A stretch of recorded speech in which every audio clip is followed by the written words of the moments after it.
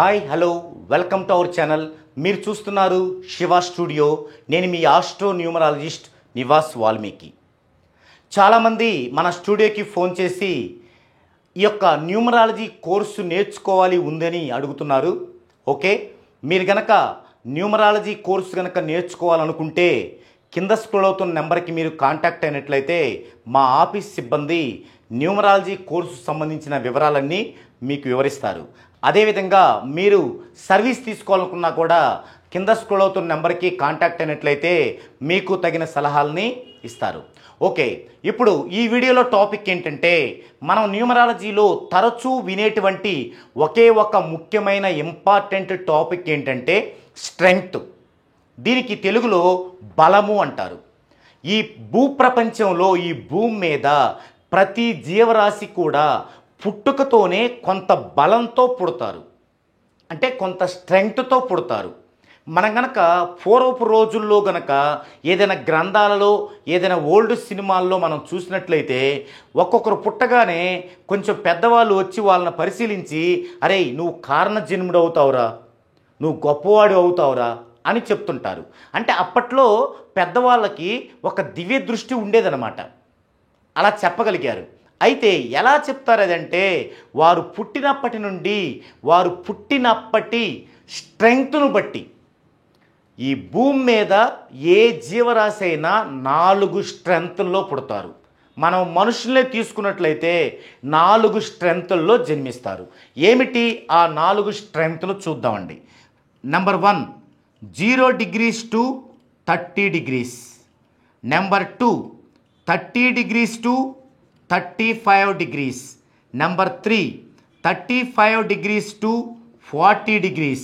Number 4 40 degrees to and above, ఇంతకంటే ఎక్కువ. ఈ విధంగా భూమి మీద ఎవరు పుట్టినా, మీరు నేను ఎవరు పుట్టినా సరే ఈ యొక్క 4 స్ట్రెంగ్త్ల్లోనే పుడతారు. ఇలా 0 నుంచి 30 డిగ్రీల్లో పుట్టిన వాళ్ళని ఏమంటారంటే బిలో యావరేజ్ పీపుల్స్ అంటారు. బిలో యావరేజ్ పీపుల్స్ అంటారు. 30 to 35 కనుక పుడితే వీరిని యావరేజ్ పీపుల్స్ అంటారు. యావరేజ్ పీపుల్స్ అంటారు. 35 to 40 మధ్యలో కనుక జన్మిస్తే వీరిని కంఫర్టబుల్ లైఫ్ పీపుల్స్ అంటారు. కంఫర్టబుల్ లేదా అబోవ్ యావరేజ్ పీపుల్స్ అంటారు. అబోవ్ యావరేజ్ పీపుల్స్ అంటారు. 40 డిగ్రీ అబోవ్ అయితే ఐడెంటిఫైడ్ లైఫ్ అంటారు. ఐడెంటిఫైడ్ లైఫ్ లేదా లెజెండరీ లైఫ్ అంటారు. ఐడెంటిఫైడ్ లైఫ్ లేదా లెజెండరీ లైఫ్. 30 degrees లోపు below average life, 30 to 35 average life, 35 to 40 comfortable life లేదా above average life, 40 and above identified life లేదా legendary life అంటారు. అయితే ఈ 2 లైఫ్లు వాళ్ళని, బిలో యావరేజ్ అండ్ యావరేజ్ లైఫ్లు వాళ్ళని కామన్ పీపుల్స్ అంటారు. కామన్ పీపుల్స్, మామూలు వ్యక్తులు అనమాట.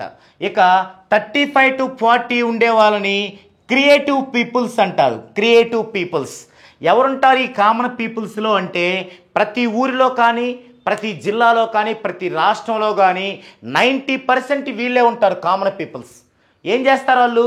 వాళ్ళ తాతలు తండ్రులు ఏ పని అయితే చేశారో అదే పని చేస్తారు.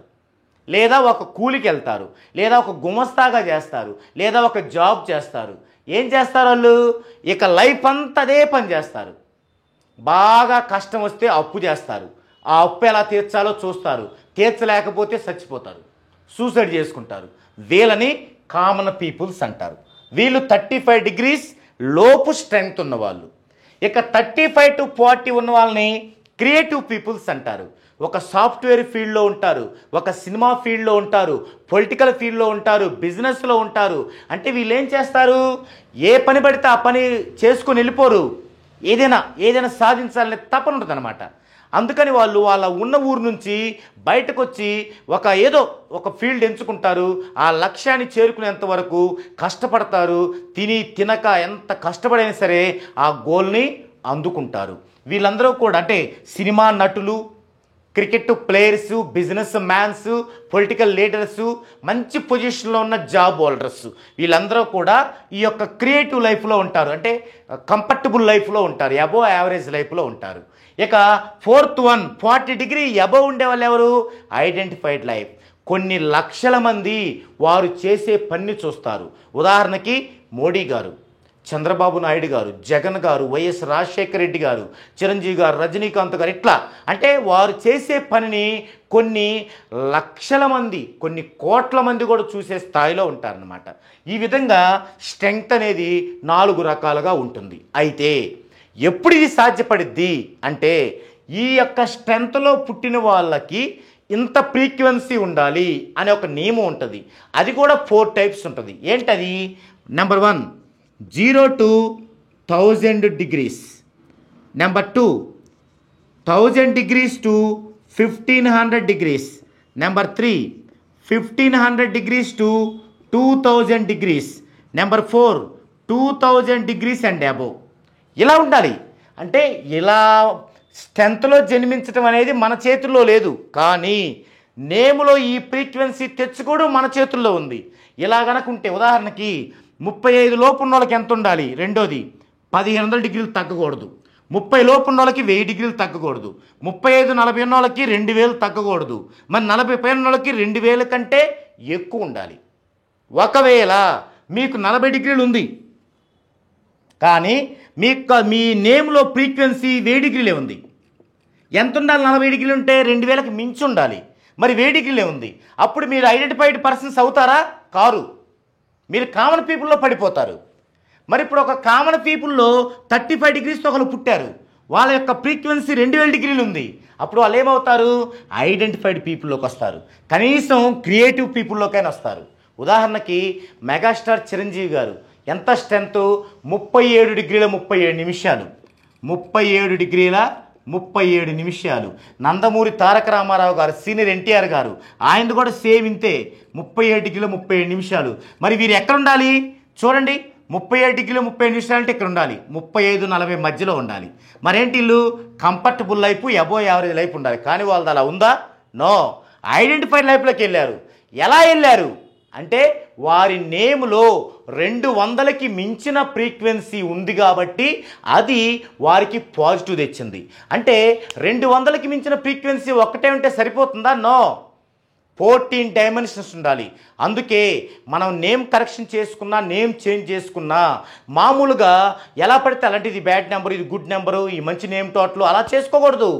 కంప్లీట్గా ఒకరి యొక్క నేమ్ కరెక్షన్ చేయాలంటే మినిమం 15 నుంచి 40 గంటలు టైం పడుతుంది.